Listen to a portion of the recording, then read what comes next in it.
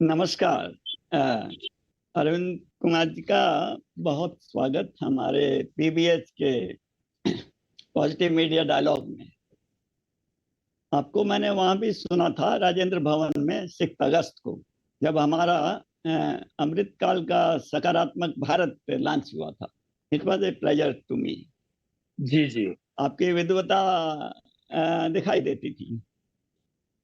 और आज क्योंकि 9 अक्टूबर से 14 अक्टूबर तक अ, डाक सप्ताह मनाया जाता है, और 9 अक्टूबर को विश्व डाक दिवस भी मनाया जाता है। तो हम हमारे जैसे हमारी उम्र है, हमारे देखते देखते हम बहुत परिवर्तन देख रहे हैं। कभी हम चिट्ठियां लिखते थे, चिट्ठियों का इंतजार करते थे, और डाकिया आता था, हम लोग मनी ऑर्डर भेजते थे, और बहुत से हमारे जानकारों में बड़ी अच्छी अच्छी चिट्ठियां लिखने के लिए मशहूर थे। आज तो बहुत परिवर्तन हो गया, और आपने एक पुस्तक भी लिखी है, और इसमें हमारी जिज्ञासा भी होगी उसके विषय में जानने के लिए। और जो ये इतना रेवोल्यूशनाइज हो रही हैं चीजें आजकल के दौर में, उसमें इंडियन पोस्ट भी इतना रेवोल्यूशनाइज हो गया है, इसमें एक क्रांति आई है। और उसकी वजह हमारा डिजिटाइजेशन, इंटरनेट के जरिए ये सब होने पर हुआ है। और उसको हम लोग we take it in our own stride. हम में ह्यूमंस में एडेप्टेबिलिटी तो है ही है, और हम नॉस्टैल्जिया भी फील करते हैं, और आने वाली सब चुनौतियों का भी सामना करते हैं। और उसको उसके लिए जो भी परिवर्तन हो उसमें हमारी अथॉरिटीज भी पीछे नहीं रहती, और लोगों की सहभागिता भी खूब रहती है। इस वर्ष का थीम भी है, जो इस वर्ष का जो डाक दिवस का थीम भी है, collaboration for safe and connected future. इसके इम्प्लीकेशंस, इसके बहुत कनोटेशंस हैं। इस विषय में भी जरूर जानना चाहेंगे कि उसकी संभावना को कितना आत्मसात किया गया है, और कितना और जरूरत। तो आपका स्वागत है। और हम सबसे पहले थोड़ा सा संक्षेप में जानना चाहेंगे कि इसका जो ये दिवस मनाया जा रहा है, ये सप्ताह मनाया जा रहा है 9 से 14 अक्टूबर, ये इसका अ, संक्षिप्त इतिहास क्या है?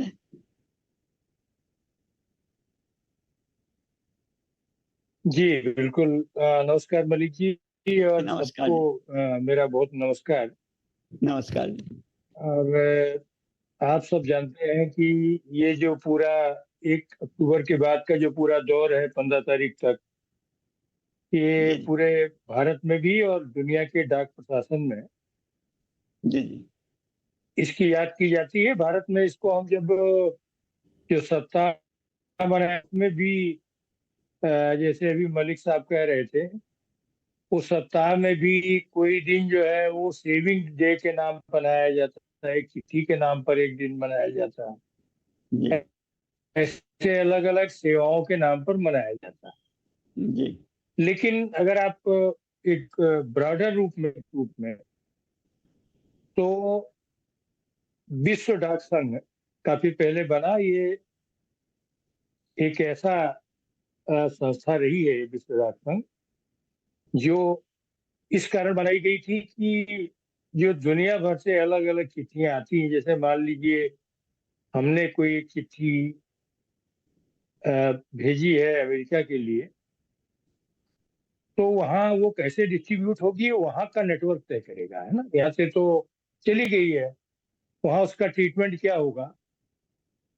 तो बहुत सारे इश्यूज होते थे पहले, क्योंकि मान लीजिए एक चिट्ठी जो भारत से चली है, तो यहाँ से चली, कितना टाइम लगा, कैसे डिलीवर हुआ, उसके साथ ट्रीटमेंट क्या हुआ, ये सारे इश्यूज थे और इसीलिए विश्व डाक संघ बना, ठीक है ना, यूनिवर्सल पोस्टल यूनियन। और वो इसलिए बनाया गया था कि जो बाहर से आने वाली चिट्ठियों को सही समय पर डिलीवरी करने के साथ साथ एक रीजनेबल रेट, ताकि कॉमन आदमी पर की जेब पर असर न पड़े। नहीं तो भारत में ही अगर आप देखेंगे तो जिस तरह का पूरा तंत्र रहा है, काफी महंगा पड़ता था। इसीलिए राजे महाराजों को छोड़ दीजिए तो 1854 के पहले सामान्य लोगों के लिए चिट्ठी भेजना लिखना बड़ा मुश्किल काम होता था। तो जो विश्व डाक संघ बना है मलिक, जी जी वो पहला ऐसा प्रयास मान सकते हैं कि पूरी दुनिया को एक साथ बिठाने की कोशिश हुई, क्योंकि वो संयुक्त राष्ट्र संघ से भी पहले का है संस्था। तो वो आप ये कह सकते हैं कि वो पहली संस्था है जिसने दुनिया को बताया कि साहब ये हमें पूरे दुनिया के संस्थाओं को, पूरे दुनिया के देशों को संगठित करना चाहिए। तो इसलिए आप देख रहे होंगे कि पोस्टल यूनियन बना, यूनाइटेड नेशंस के बनने के बाद बहुत सारे फील्ड में अलग अलग तरीके की संस्थाएं खड़ी हुई हैं और वो संस्थाएं काम कर रही, वैश्विक संस्थाएं काम कर रही हैं। भारत की जहां तक बात है तो सामान्यतया जो आधुनिक इतिहास है वो कलकत्ता में शुरू हुआ। मैंने अब जो कोलकाता कहते हैं, कलकत्ता कहते थे हम। और सबसे पहले जो आधुनिक डाक सेवाएं शुरू हुई वो प्रेसिडेंसी डाकघरों में शुरू हुई। कलकत्ता हुआ, मद्रास हुआ, मुंबई हुआ, इन जगहों पर शुरू हुआ उसका डेवलपमेंट। और जैसे जैसे परिवहन और संचार के साधनों का विकास होता गया वैसे वैसे तंत्र और मॉडर्नाइज होता गया। पहले आप आश्चर्य करेंगे मलिक साहब, जो कलकत्ता का जो जीपीओ था उसकी टेरिटरी में पटना तक का इलाका आता था। अच्छा। पटना तक का इलाका, जी एक जीपीओ का इतना बड़ा दायरा हो, जी ठीक है ना। तो जैसे जैसे आप गोल डाक खाने को देखेंगे, जो दिल्ली का हमारा गोल डाक खाना है, जी वो प्रगति मैदान तक उसका दायरा है, ठीक है। उसका दायरा आप मोटे तौर पर ले दोनों को सकते हैं कि अगर ताल कटोरा कंपेयर करें तो स्टेडियम से और जी प्रगति जी मैदान तक, जी ठीक है। दोनों को अगर तो देखें वो तो खाना बहुत। जब जो दिल्ली के लोग हैं मलिक साहब, जी जी हाँ, तो ये जो पूरा तंत्र है, तो अब मतलब करीब करीब ये मोटे तौर पर मान सकते हैं कि ये जो अक्टूबर का पहला पखवाड़ा है वो पूरे दुनिया भर में डाक गतिविधियों का एक केंद्र होता है। इसीलिए क्योंकि इसका संबंध विश्व डाक संघ से है। और जो इंटरेस्टिंग चीज है मलिक साहब की, जी जी आज जैसे आपने कहा था कि आज हम लोग संचार और सूचना क्रांति के दौर से गुजर रहे हैं। जी और ये सूचना और संचार क्रांति का दौर है और बड़ा विचित्र दौर भी है, क्योंकि हम लोग जैसे जैसे इस दौर में गुजर रहे हैं, विश्व के हर व्यक्ति के पास आज एक टेलीफोन है एवरेज।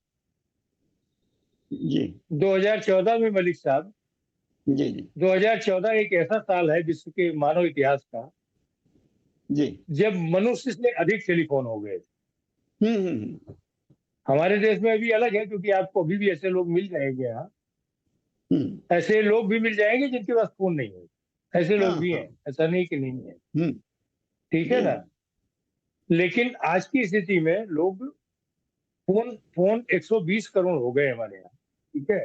तो एक मोटा अंदाज ये कर सकते हैं कि बच्चे, छोटे बच्चे जिनको फोन की जरूरत नहीं है, जी जी तो बाकियों के पास सामान्यतः फोन है।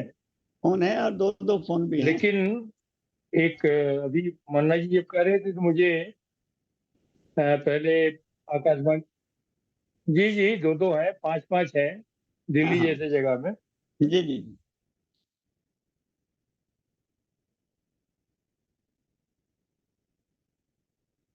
आकाशवाणी के एक निदेशक थे वाजपेयी जी, उनकी कविता है कि इंटरनेट से वो करे दुनिया भर से बात, रहता कौन पड़ोस में नहीं उसे है ज्ञात। तो हम्म। हमने संचार और सूचना क्रांति में बहुत तरक्की की, जी जी। लोगों के साथ संवाद कम हो गया। हम्म। और इसके बाद ये जो महामारी आई कोविड के बाद, तो और भी वो कम हो गया है। हम्म। मिलना मिलाना और इस संचार के जी बहुत जी सारे जी। ऐसे साधन और संसाधन है जिसने हमें दूर किया है। और उस समय जो अवसाद साधनों ने हमें से जोड़ा घिर है। गए थे, जी जी जी, हाँ, उससे तो सीख भी लेनी साधनों चाहिए ने कि हमें हम जोड़ा है। कितने। जी जी जी। बिल्कुल बिल्कुल, साधनों ने हमें जोड़ा है, संचार क्रांति ने हमें जोड़ा है, हमें एक मौका दिया है। लेकिन अगर अगर आप जब बात कर रहे थे तो मुझे याद आ रहा था हम्म। कि संभवतः ये पहला ऐसा तंत्र है विकसित हुआ है जो, और एक नया दौर है, आप कोई सामान खरीद रहे हो इंटरनेट पर, मतलब ऑनलाइन या कोई और, तो एक बड़े विचित्र टाइप का ये दौर है जिसमें एक के बदले एक फ्री से लेके, है ना। और इसी दौर में ये आया कि साहब ये जो है आप कितना बात करेंगे, आप बिल्कुल साहब आपको जितना बात करना है पूरे रात दिन भी बात करते रहिए। इसके पहले के किसी भी संचार के साधन में ऐसी गुंजाइश नहीं थी। और जब फ्री फॉर ऑल होता है कोई चीज, ठीक है ना, तो उसकी कीमत समझी नहीं जाती। हम्म। हमारी जो पुरानी जनरेशन थी वो खाने की भी नहीं करती थी, वो कहती थी कि साहब ये ब्रह्म, अन्न ब्रह्म है। तो हम्म। अगर आप देखेंगे तो पुराने लोगों ने इस तरीके के परंपराओं को विकसित किया था जो प्राचीन होते हुए भी आधुनिकता को मात देती थी। ठीक है, हम्म। आप किफायत जितना कर सकते हैं वो आप करते थे। और अ, ऐसा नहीं था कि आप संपन्नता की आड़ में आप अपने पुराने जो एक संस्कार और परंपराएं हैं उनको भूल जाए। तो संचार साधनों का भी एक संस्कार था। अगर आप टेलीग्राम भेजते थे तो उसके लिए कुछ मॉडल वर्ड्स थे कि साहब ये इससे ज्यादा वर्ड होने नहीं चाहिए, आदमी भेजता तो कम से कम, उसका अर्थ था कम से कम शब्दों में अपनी बात कहना। जी जी। इस नाते अच्छा। मलिक साहब आपको पता होगा कि जब जब पोस्ट कार्ड पर चिट्ठियां लिखी जाती थी जी जी। तो उसमें आखिर में एक शब्द लिखा जाता था कि थोड़ा लिखना बहुत समझना। हाँ, एक बहुत पोस्ट मुझे कार्ड याद है। पर जी पूरे जी गांव जी। की बात हो सकती, जी जी जी। पूरे एक पोस्ट कार्ड पर पूरे गांव की बात होती थी, केवल एक घर की बात नहीं होती थी, हाँ हाँ हाँ। यानी एक समुदाय की बात होती थी, हाँ हाँ है ना, हाँ। और जब पूरे डाकिया की आता एक था तो मंडली की आस बात। पड़ोस के सब लोग आ जाते थे। जी। और अच्छा तो। मलिक साहब जो डाकिया है, जी जी। जी, आपने ठीक कहा। हम थोड़ा देखिए मलिक अब। साहब जो डाकिया जी पोस्ट ऑफिस, जी, जी जी। मैं एक एक लाइन और बोलना चाहूंगा कि हाँ हाँ हाँ, यस यस। आज के तारीख में जबकि ये सारे आ गए हैं कि 120 करोड़ फोन है और ये है, तो बहुत सारे नौजवान साथी ये सोचते हैं कि फिर ये डाकखाने का मतलब क्या है, डाकखाना हम्म। किस काम का है। जी जी। लेकिन मैं उनको बताना चाहूंगा कि आज की तारीख में पूरी दुनिया में डाकखाने भले प्रासंगिकता खो गए हों, हो रहे हों, लेकिन पूरी दुनिया में भारत ही एकमात्र ऐसा देश है जहां आज भी दुनिया के सबसे ज्यादा डाकखाने हैं, दुनिया के।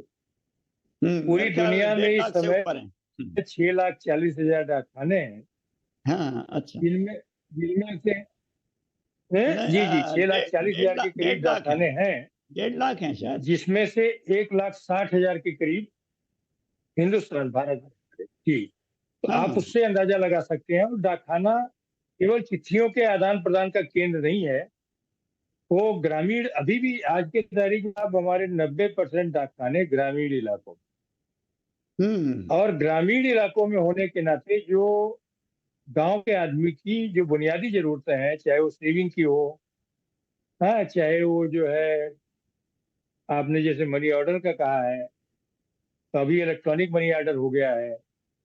चाहे वो जी किसी को दरखास्त भेजना है, हाँ, किसी अफसर को चिट्ठी भेजनी है, कुछ करना है, तो पर्सनल चिट्ठियां भले कम हो गई हो, लेकिन चिट्ठियों का आना जाना तो जारी है। आप किसी जी जी दूर दराज में एप्लीकेशन भेज रहे हैं, तो स्वाभाविक है कि आपके पास एक ही साधन है। आप स्पीड पोस्ट भेज रहे हैं, आपको कोई पार्सल छोटा भेजना है, तो आज भी जी एक प्रासंगिकता को बनाए हुए है। और उसको बनाए रखने के पीछे जो सबसे बड़ा तंत्र है, जिसका आज भी समाज में बहुत सम्मान है, वो है पोस्टमैन। और इसलिए मैं जी ये कहूंगा कि जो कवि गुरु रविन्द्रनाथ टैगोर जी से लेके दुनिया का कोई भी ऐसा बड़ा लेखक नहीं है जिसने डाकखाने या पोस्टमैन के बारे में लिखा ना हो। हाँ, उनकी अब तो आजकल के प्रसिद्ध जनरेशन कहानी। के लोग जरूर जी नहीं जी, लिख रहे हैं। कहानी है उनकी पोस्ट मास्टर। हाँ, रविंद्र की कहानी है पोस्ट हाँ, मास्टर। बिल्कुल। तो इसीलिए मैं कह रहा हूँ कि पूरी दुनिया में, हाँ, आजकल जरूर है कि फिल्में जो बन रही है उसमें पोस्टमैन नहीं होता है। और जो साहित्य लिखा जा रहा है उसमें भी नहीं होता है।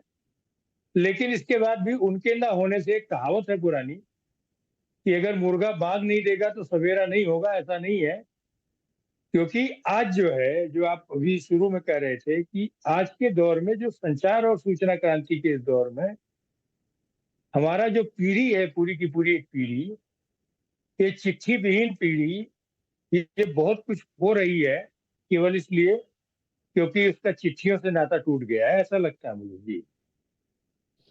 अच्छा, थैंक यू वेरी आप मच। कुछ कह आपने रहे बहुत थे जी। हाँ, आपने बहुत इस विषय में बड़ी अच्छी अच्छी बातें बताई आरजे सिंह को और बाकियों को।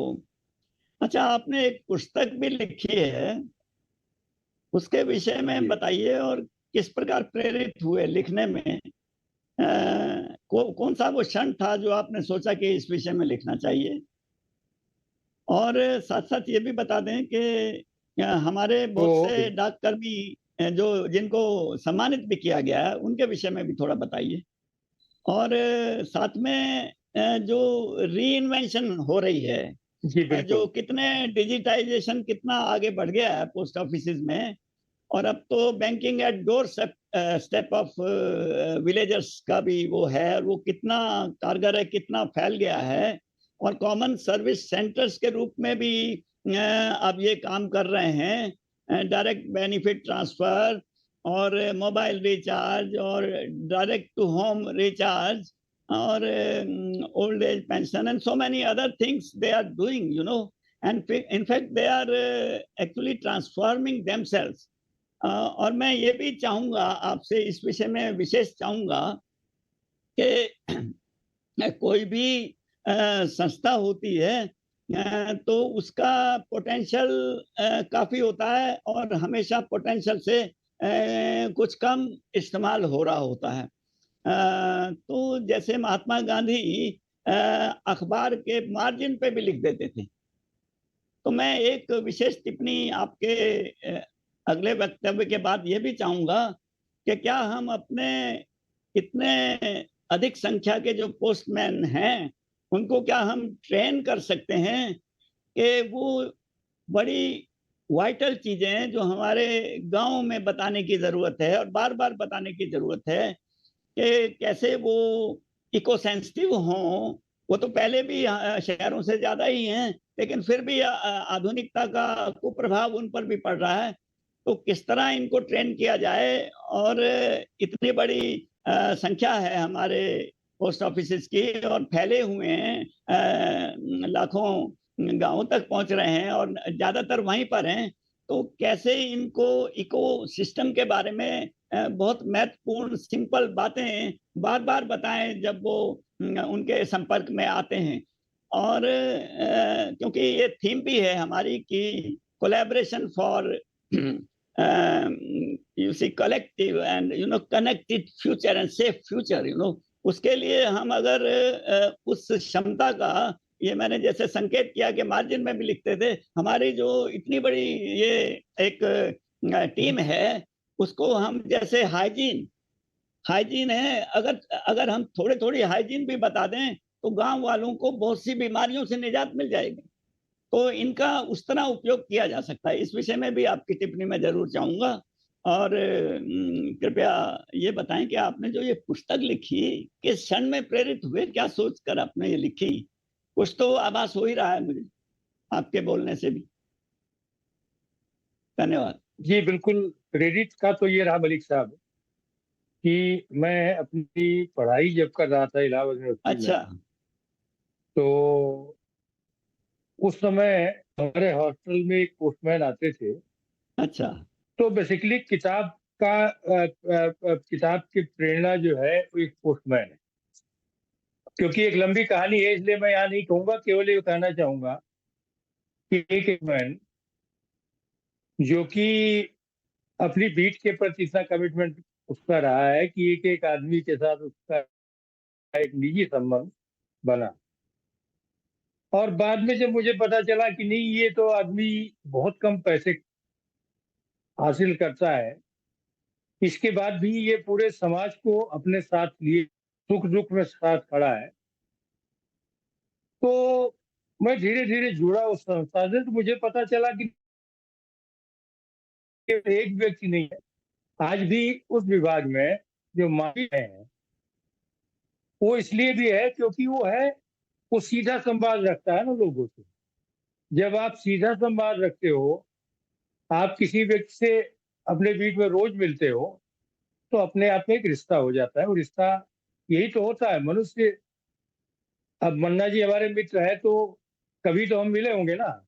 इसके बाद अब यह है कि मैं कितना भी व्यस्त रहूं, तो जब ये कहते हैं कि इनके आदेश का पालन किया जाता है भाई, कि ठीक है हम कहीं भी रहे कुछ रहे, तो एक निजी संबंध आपके मिलने से ही होते हैं ना।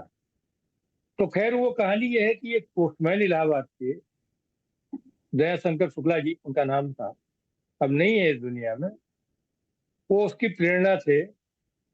लेकिन जब मैंने इस पे काम शुरू किया, मुझे लगा पोस्टमैनों का ही कहना था कि आपको एक किताब लिखनी चाहिए।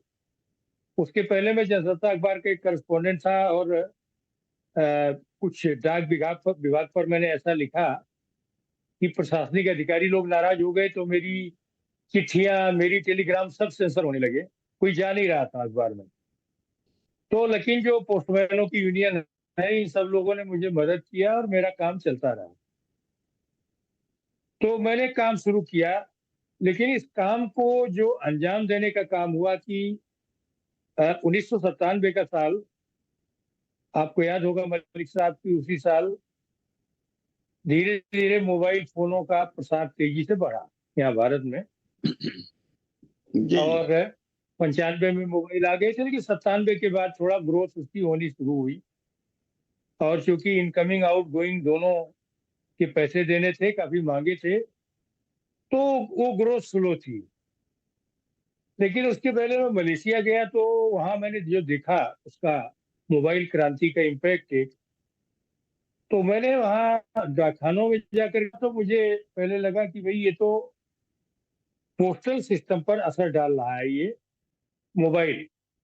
तो मुझे लगा कि ये एक ऐसा अ, संचार क्रांति का एक ऐसा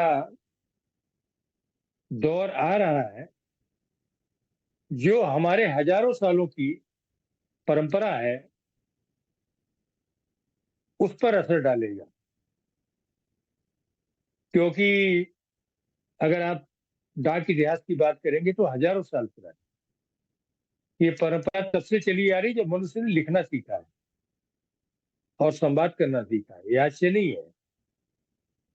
और इसका बहुत ही लंबा चौड़ा इतिहास है। आप उठा करके देख लें, किसी का भी, गांधी जी का आपने जिक्र किया, तो गांधी जी की चिट्ठियों पर कई किताबें हैं। आप मुंशी प्रेमचंद का देख लीजिए। तो जब आप चिट्ठी लिखते हैं तो आपके पास कुछ यूनिक होता है आपका, जैसे प्रेमचंद जी के साथ था कि उन्होंने मन्ना जी को एक चिट्ठी लिखी और सब कुछ लिखा, बड़ी अच्छी चिट्ठी लिखी, बड़ी प्रेरक चिट्ठी लिखी, लेकिन वो तारीख डालना भूल गए। ठीक है ना। रिसर्चर्स हैं जो आज की तारीख में उनको मिल जाए वो चिट्ठी तो बड़े परेशान होते हैं, तो उनको खोजना पड़ता है कि साहब ये कब की चिट्ठी रही होगी, बात समझ रहे हैं।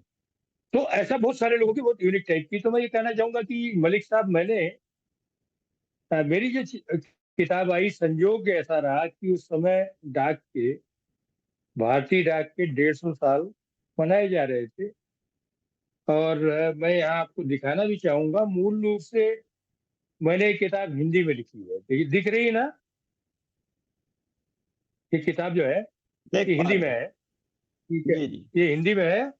और जी इसके बाद ये कई अन्य भाषाओं में, अंग्रेजी में भी, असमिया में भी, उर्दू में भी, ये जी सब किताबें कई भाषाओं में छपी है। जी। और इसका एक अध्याय फिर एनसीईआरटी ने हम्म 8वीं कक्षा के पाठ्यक्रम में भी लिया, चिट्ठियों की अनूठी दुनिया और लेटर्स पर। जी जी। तो ये मुझे भी उम्मीद नहीं थी, क्योंकि वो नेशनल बुक ट्रस्ट ने छापी और उसके बेस्ट सेलर्स में है। तो इसकी बहुत छोटी सी पृष्ठभूमि है कि मैं ये चाहता था कि एक संस्था जिसका इस समाज के माने जिसका भारत के आर्थिक सामाजिक विकास में एक बहुत ही महत्वपूर्ण योगदान रहा है, एक ऐसी संस्था जिसने एक से एक कर्मठ पोस्टमैन और डाककर्मियों को जन्म दिया, एक ऐसी संस्था जिसने हजारों हरकारों को, मेल रनर्स को और एक पूरे तंत्र को खड़ा किया, ये एक व्यवस्थित इतिहास को कंपाइल करना जरूरी है। और इसलिए मैंने इसमें किसी लेखक के बजाय मैंने इस पूरे तंत्र को एक मतलब पत्रकार के नजरिए से देखा, क्योंकि मतलब सूचनाओं के नजरिए से देखा। मैं इसके स्वाभाविक है कि साहित्य अ, होता है, जब आप कोई चीज लिखते पढ़ते हैं तो उसके पीछे से होता है, लेकिन उसमें मैंने देखा कि ये एक संस्था कैसे लोगों की इतनी प्रिय संस्था बनी है, क्योंकि ऐसा तो है नहीं कि भारत में एकमात्र यही संस्था है। हाँ, लेकिन अगर आप कॉमन बात करेंगे, बिजली की मीटर की रीडिंग करने वाला भी आता है कोई आदमी, तो अगर आप गौर करेंगे तो चौंक जाता है आदमी कि अरे पता नहीं क्या करेगा, कितना लेके जाएगा। हाँ, एक सिपाही आता है तो आप उसके बारे में एक अलग राय रखते हैं, लेकिन आज भी अगर पोस्टमैन आता है तो आदमी कंफर्टेबल रहता है उससे। इसलिए मैं यहाँ उसको सुना नहीं पा रहा हूँ। एक कविता है जो कि भोजपुरी की है।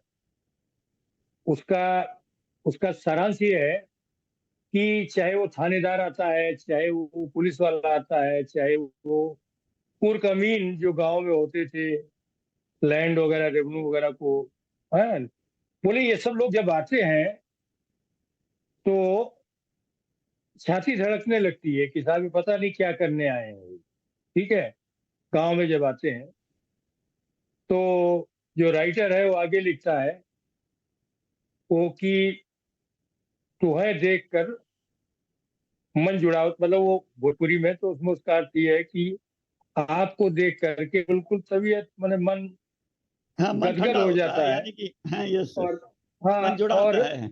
और आगे वो कहता है, और आगे वो कविता की लाइन है, जुग जुग जियो डाकिया भैया। बहुत अच्छा। और बहुत सारे राइटर्स ने, अगर आप उठा के देखेंगे, बहुत कुछ लिखा है। चिट्ठियों पर लिखा है, डाकखानों पर लिखा है, पोस्टमैन पर लिखा है। फिल्मों में बहुत ही पॉजिटिव कैरेक्टर है पोस्टमैन का। और जब मैं इस पे काम कर रहा था तो दो बड़ी इंटरेस्टिंग चीजें मेरे सामने आई। तो इस समय तो मुझे नहीं पता है मेरी किताब, लेकिन जब मैं मेरी किताब छपी है 2006 हम्म में, हम्म तो उस समय प्रतापगढ़ के एक पोस्टमैन थे, महावीर प्रसाद।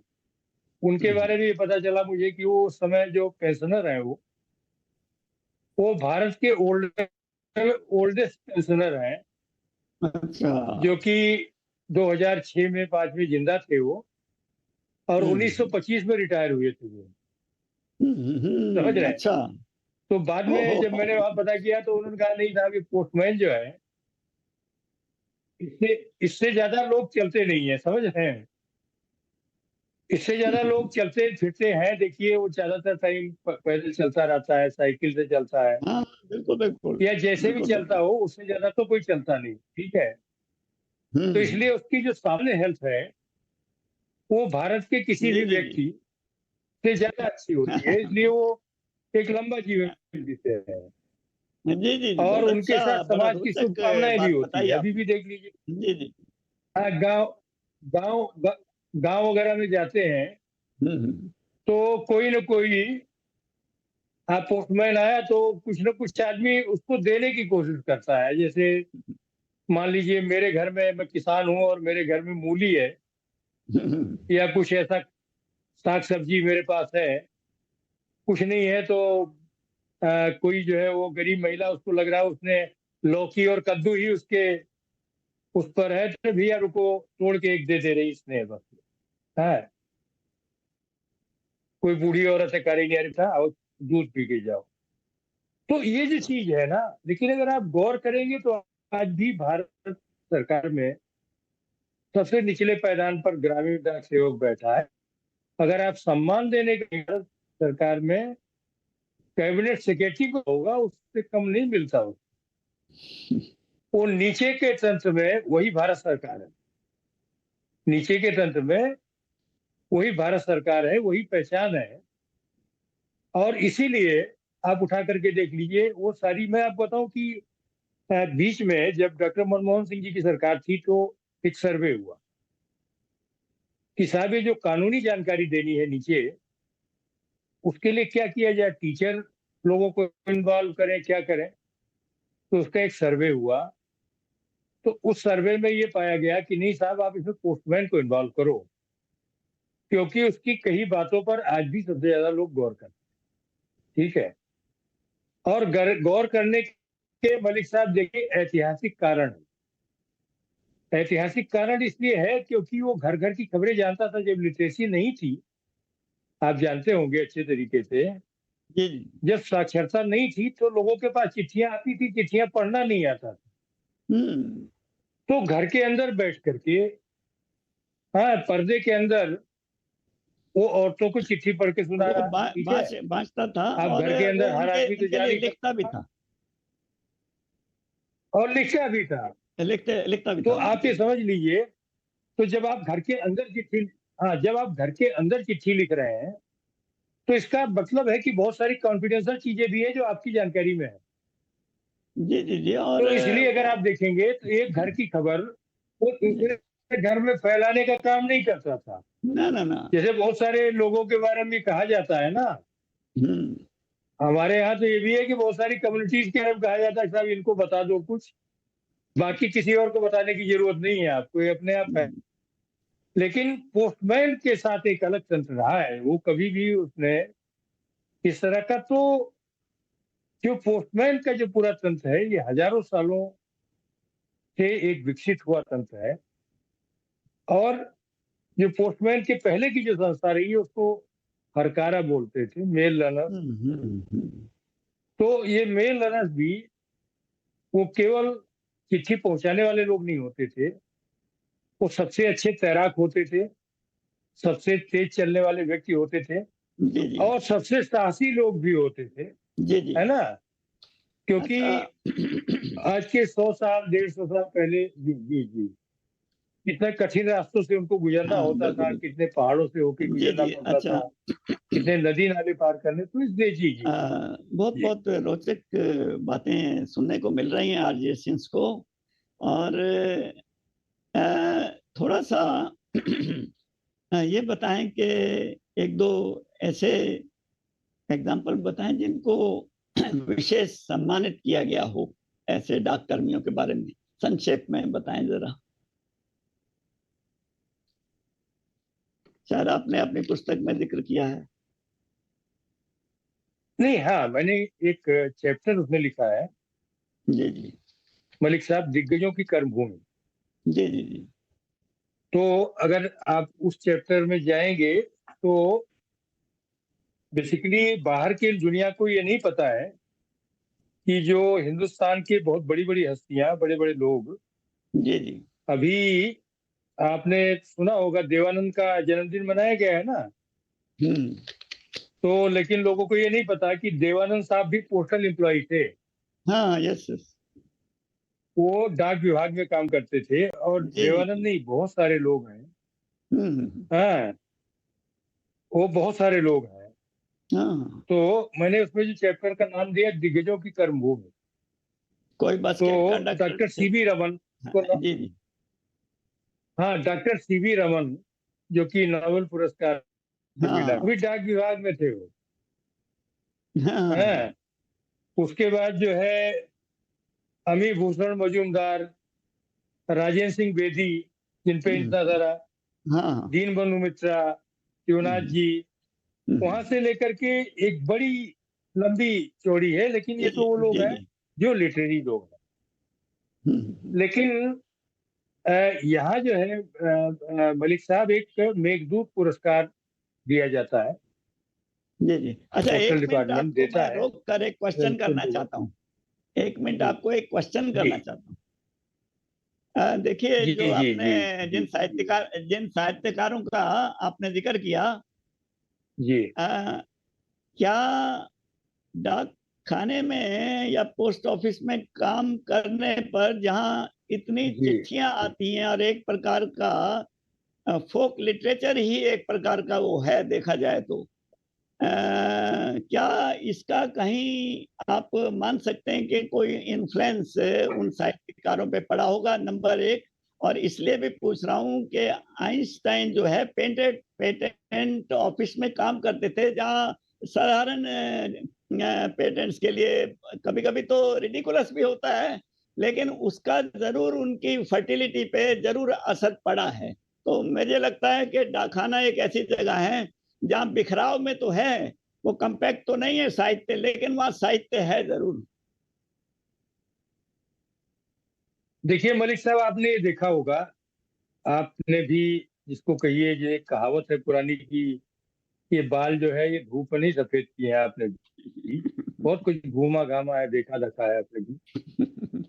तो आपने एक बहुत बारीकी से एक चीज देखी होगी कि समाज सामाजिक सरोकारों के साथ जो है बहुत करीब से जुड़ा रहा है। अब उसमें कमी आ रही है बहुत सारी चीजों में, क्योंकि हम धीरे धीरे एकांतमुखी होते जा रहे हैं। हम्म, तो पहले क्या था कि पोस्टमैन जो था, पहले भी था और आज भी जो ग्रामीण डाक सेवक हैं, जी जी जी जी। उनको बहुत कम पैसा मिलता है, बहुत कम हम्म पैसा मिलता है।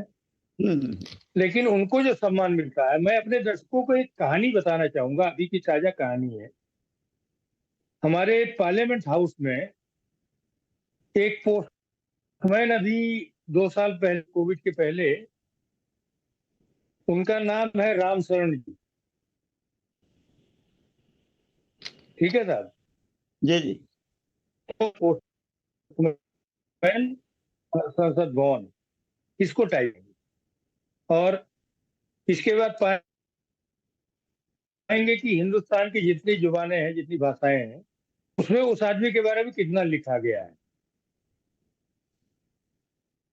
हालांकि उसमें मैंने वहां कुछ मित्रों को बताया कि भाई, एक आदमी, एक ऐसा व्यक्ति है मैन, जो भारत हम्म की सबसे बड़ी संस्था में पिछले 25-25 साल से पोस्टमैन रहा है, और अभी हम्म जो रिटायर हो रहा, तो इसने कितने प्रधानमंत्रियों को देखा, इसने कितने बड़े बड़े लोगों को देखा इस संस्था में। हम्म तो थोड़ा सा आप इस पे कुछ काम करो। हम्म तो खैर उनका रिटायरमेंट बड़े शान के साथ हुआ। और दिलचस्प इसलिए बता रहा हूँ क्योंकि जिस दिन वो रिटायर हो रहे थे, उसी दिन हमारे राज्यसभा के महासचिव भी रिटायर हो रहे थे। तो मैं हम्म, उसकी हैसियत की, आप महासचिव जो राज्यसभा का होता है मलिक साहब, जी जी। उसका स्टेटस भारत सरकार में कैबिनेट सेक्रेटरी के बराबर होता है। जी जी कैबिनेट सेक्रेटरी।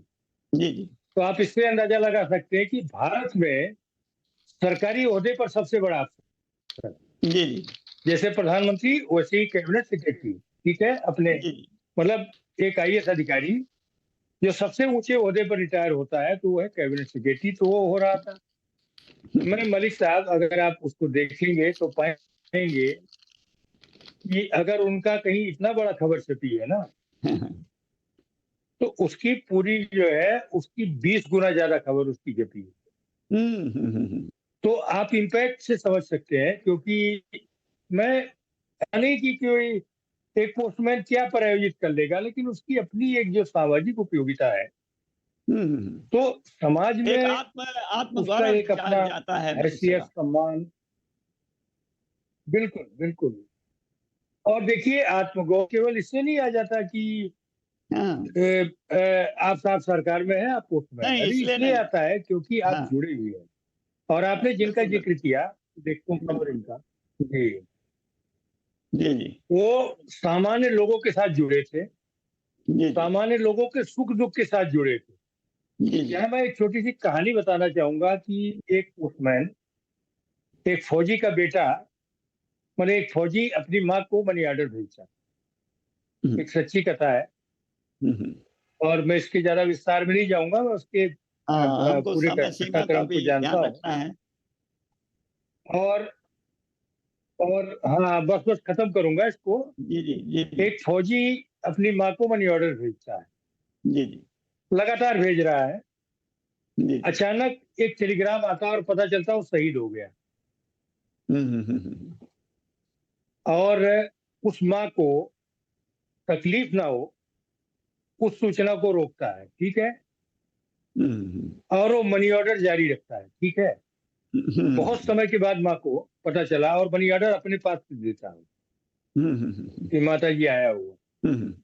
तो आप सोच लीजिए कि आज के दौर में कितना जबकि आदमी बहुत चवन्नी-अठन्नी बहुत में भी मार्मिक जो है लाठी चला ले, अ, बात है। हुँ, तो जी, ये जी। जो संवेदनाएँ जी, जी। ये जो तो संवेदनाएँ हैं, जी, इसीलिए जी, अगर आप जी। गौर करेंगे तो जो अच्छे राइटर जो हुए मलिक जी, साहब, वो इसलिए जी, हुए जी। कि वो इस टाइप के कॉमन लोगों के साथ कनेक्ट थे वो, ठीक है ना? जी, जी, वो उनकी नब्ज़ जानते हैं। और ऐसा नहीं है आप थाने में चले जाओ, हाँ, थाने में आप चले जाएँ तो अंग्रेज़ों के राज से लेके अब तक आपको मिलेगा कि 2-4 लोग ऐसे होंगे, कुछ अच्छे होते हैं, 2-4 ऐसे लोग होंगे जिनके कारण पूरा वातावरण ही नेगेटिव होता है। हाँ, हाँ, कुछ नहीं हाँ। होंगे तो आपको डंडा चलाते हुए मिल जाएँगे, डंडा चलाते हुँ। हुए उस आदमी को पीटते हुए दिख जाएँगे, जिसको पीटे बगैर भी काम चल सकता है। समाज में अभी जी, भी जी, बहुत जी, कुछ जी। सुधार की आवश्यकता है और इतना आगे हम और हाँ जी, जी। मलिक साहब वो गांधी जी पे ज़रूर आपके एक सवाल का मैं जवाब गांधी जी पे नहीं दे पाया, हाँ, हाँ। जी, जी, तो जी। मेरा निवेदन ये होगा कि आप गांधी जी पे ज़रूर एक सवाल करिएगा। जी, ताकि मैं पाठकों को उनके बारे में बता सकूँ कि रोचक बातें हैं मेरे पास। जी, हाँ, बिल्कुल। जी। नहीं गांधी जी का तो हाँ, इनफैक्ट वो जी। उनका तो ये था कि वो बहुत मनस्वी थे और लिखते थे। उनका वाङ्मय का जब हम देखते हैं तो आश्चर्यचकित हो जाते हैं और उनके जो छोटे-छोटे जो पत्र हैं जी। और कभी-कभी तो पास में पड़ी हुई जो है वो छोटे से कागज़ पर ही उसको लिखकर आगे आवाज़ आ रही क्या? जी, हाँ। जी, आ रही है। तो हाँ, हाँ। इस विषय में जी, ज़रूर बताएँ कुछ लेकिन आप साथ-साथ रिपीट हाँ, जी, जी।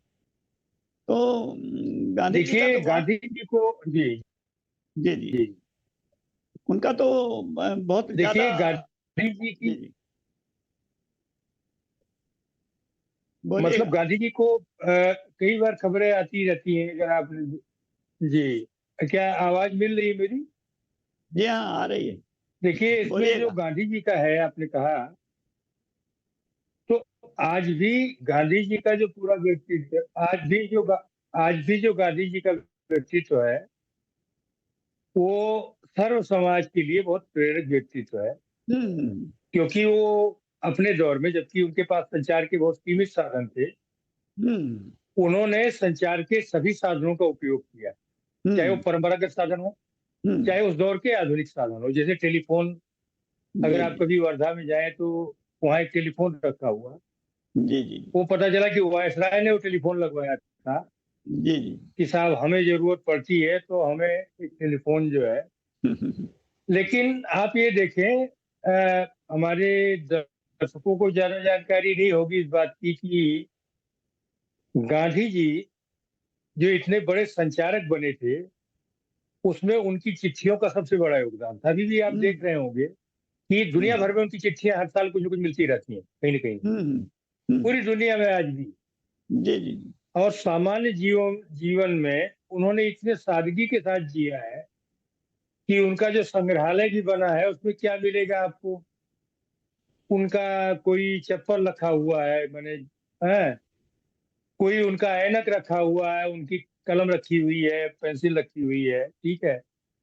और उसके अलावा सबसे ज्यादा अगर कुछ मिलेगा, चिट्ठियां मिलेंगी उनको। क्या? सामान्य जीवन में इतने सादगी के साथ उन्होंने जिया है जी जी कि एक झुग्गी झोपड़ी में भी अगर आपको जो सामान किसी के घर में मिल जाएगा, वो भी गांधी जी के पास नहीं था, वो भी जी नहीं जी। था। तो जी जी जी। और वो तो अपने दौर के एकमात्र नायक हैं जी जी। जिन्होंने कभी हवाई जहाज से हाँ, सफर नहीं किया, उनसे तो आज भी है ना। प्रेरणा लेना। बाकी करेक्ट। अगर आप देख लेंगे, जी हाँ, आज, आज तो भी उसमें मैं कहना चाहूंगा मलिक साहब, उनकी बहुत सारी ऐसी चिट्ठियां हैं। हम्म, जी, जी जी आप कभी साबरमती में जाएंगे तो आपको चिट्ठियां मिलेंगी, देखेंगी। जी जी। जैसे तो एक चिट्ठी है जिसमें पता है, गांधी जी जहां कहीं हो। जी हाँ, उनके जी पास जी एक महिला ने चिट्ठी लिखी कि दाढ़ी वाले बाबा जी जी जो चश्मा लगाते हैं, और गांधी लिखना वो उसको समझ नहीं आ रहा था, वो करके जो है और वो चिट्ठी डाकिए ने मैंने चिट्ठी दी, जी जी जी महात्मा गांधी जहां कहीं हो। जी जी। जी, अच्छा, मैंने एक चिट्ठी पढ़ी महात्मा महात्मा गांधी जी की। भारत। हाँ, एक चिट्ठी पढ़ी, मुझे छू गई जी महात्मा गांधी जी जी की। उन्होंने गुरुदेव रविंद्र को लिखी थी। जी वो उपवास करने जा रहे थे। जी जी जी तो आधी रात को, मुझे if I am not mistaken, जी उन्होंने दो चार लाइन लिखी। उन्होंने कहा, गुरुदेव, अ, जी ये इस समय मैं आपको लिख रहा हूँ और मैं एक उपवास करने जा रहा हूँ ऐसे समय में। आई एम नॉट एग्जैक्ट, लेकिन कुछ मुझे ऐसा स्मरण आ रहा है कि मुझे इस समय आपकी शायद ब्लेसिंग्स की नहीं नहीं, जरूरत है। आपकी बात। वो रात का समय है, और नहीं शायद वो हैं। आपको याद है इस चिट्ठी का? रविंद्र को लिखी थी उन्होंने, बड़ा नहीं मुझे नहीं, छू गई वो चिट्ठियां चिट्ठी। देखिए उनकी, महात्मा गांधी की देखिए वो उनकी। और सिंपल चीज मुझे छू गई। I was touch by those few lines. देखिए एक आपको, सिंप्लिसिटी उनकी। जी जी आपको याद होगा कि अ, देखिए उन्होंने, मैंने गुरुदेव रविन्द्रनाथ टैगोर ने गांधी महाराज एक कविता लिखी, अगर आप देखेंगे जी हाँ, जी हाँ, मैंने तो पढ़ी है। उनके साथ जो एक संबंध था वो बहुत ही गहरा संबंध था, बहुत गहरा था। गहरा संबंध हालांकि था। उनकी और आप व्यू पॉइंट्स डिफर करते कवि, थे, कवि गुरु की लेकिन जब, जी, हाँ हाँ बिल्कुल हो जब वो सकते हैं। दक्षिण अफ्रीका से और लौटे आपको थे तो याद होगा उनको वहीं उन्होंने ठहराया जब, गया था। वहां ठहराया गया था, शांति निकेतन में, जब वो बिल्कुल। लौटे थे दक्षिण और मैं अफ्रीका से। आपको बताऊं कि जब जब वो उनके आखिरी दिन थे, तब जी भी जी गांधी जी ने चिट्ठी लेके और महादेव देसाई को भेजा था, हाँ। महादेव देसाई को भेजा था। जी जी और ज्यादा कुछ गुरुदेव बोल नहीं पाए थे, उनकी आंखों से आंसू टपक गए। जी जी जी जी। और और महादेव देसाई अपनी चिट्ठी लेके गांधी जी जी के जी गए वहां। जी जी। और तो एक बार ये तो जो गुरुदेव चिट्ठी आपने उन्होंने गांधी जी की कही, जी हाँ, बड़ी जी, मार्मिक थी, और दो तीन लाइनें ही हैं, मुझे एकदम छू तो गई गांधी उनकी जी का जो था, सिंप्लिसिटी, और रात के समय लिख रहे हैं। और एक बार तो गुरुदेव जो है उनके मैं एक बिस्तर यहाँ के पास दर्शकों को पहुंचे थे। जरूर, उनके बिस्तर के पास पहुंचे थे महात्मा गांधी के। और उन्होंने एक गान भी गाया था। अ, ब- मैं मैं उसमें मलिक यही साहब था बताना कि चाहूंगा कि जी जी देखिए, जी। जी तो लगता देखिए है अब उनके ज्यादा जीवन में दो विषयांतर। हाँ, जी नहीं जी। नहीं, तो मेरे ये ख्याल विषयांतर नहीं समय करेंगे। सीमा है। जी जी जी। अब समय सीमा हाँ है नहीं, मैं थोड़ा भी सा। चाहूंगा क्योंकि मैं भी, मेरे भी निकलने का समय है। तो नहीं, बड़ी बड़ी रोचक केवल ये वार्तालाप कि हुआ कुछ है। पॉजिटिव चीजें लोगों को पता होनी चाहिए। जी हाँ, जी हाँ, जी हाँ। उसमें जब गांधी जी अगर की बात हमारे आती मत है, जो जी गांधी जी, जी और हमारा मतभेद हो कवि सकता है। गुरु, जी जी। गुरुदेव और महात्मा तो गांधी हमें ये सिखाते अलग हैं अलग कि मतभेदों मतभेद के होने बाद भी, पर। जी जी। मतभेद के बाद भी हम में देखिए भावनात्मक वे, लगाव हो सकता उनका, है। मैं एक जिक्र करना चाहूंगा कि गांधी जी जेल में थे, उनके बाद बहुत सारी चिट्ठियां आती थी। सेवाग्राम जो जी जी जी उन्होंने, जहाँ उन्होंने काफी आखिरी दिन बिताए, जी जी जी काफी लंबे दिन बिताए, जी तो वहां भी काफी चिट्ठियां उनकी आती थी, और उन्हीं के कारण अगर जो लोग जाएं कभी सेवाग्राम तो वो देखेंगे वहां डाक विभाग ने पुराना पोस्ट ऑफिस, जो कि गांधी जी के नाते ही बनाया गया था, क्योंकि रोज एक बोरा चिट्ठी आती थी उनके पास, रोज एक बोरा।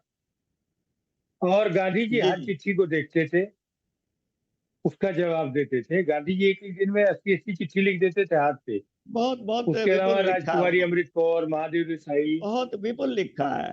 तो मैं इसमें केवल उनसे एक चिट्ठी का जिक्र करना चाहूंगा। एक हम्म चिट्ठी किसी आदमी की आई जो कि पेट की बीमारी से ग्रस्त था। हम्म तो सरदार पटेल ने जब चिट्ठी पढ़ी, हम्म तो वो सरदार पटेल और उनके साथ बड़े हंसी मजाक के रिश्ते थे। तो सरदार हम्म पटेल ने कहा कि साहब अब आप इसका ये जवाब देंगे कि ये खाओ, ये पियो।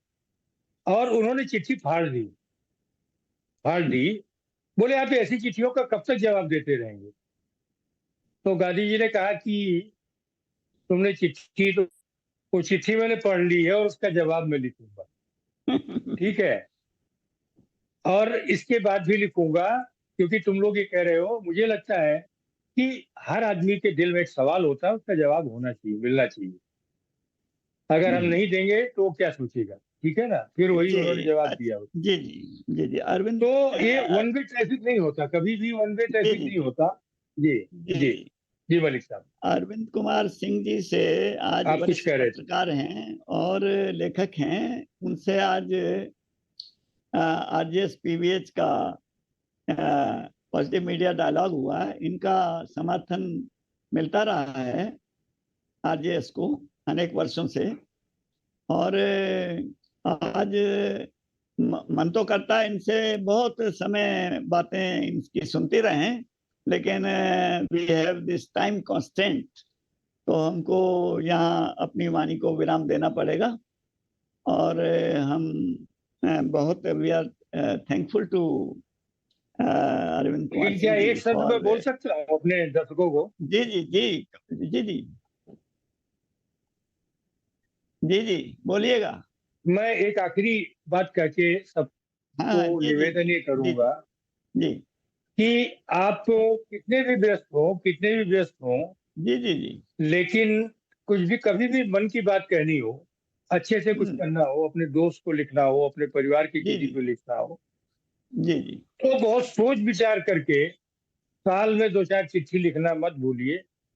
बहुत अच्छा, बहुत क्योंकि अगर आप ऐसा करेंगे तो इस बहाने अपने हजारों सालों की परंपरा को भी बचा के रखेंगे।